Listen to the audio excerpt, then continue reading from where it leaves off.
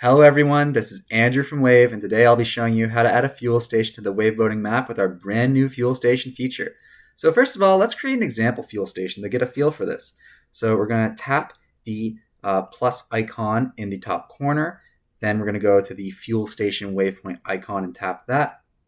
Here we're going to add a name. We're going to call this one example for the purposes of this video. Then it's going to be public. We can also add the fuel price. Let's say this one's $2.25 per gallon, then tap continue. We can also add hours by tapping hours, then add. And what's cool here is we can deselect or select some of the pills or days just to give the Wavve community a better idea of when this fuel station's open. So we're going to tap done once that's finished, and if you want to save it, then you're going to tap save. Let's look at a real fuel station now, though. So if we scroll up to the Brenham Marina, for example, we can see that indicates the fuel price of $2.25 per gallon.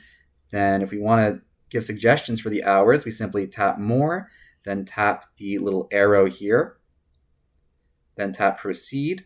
Once that's done, just as before, we can modify the times.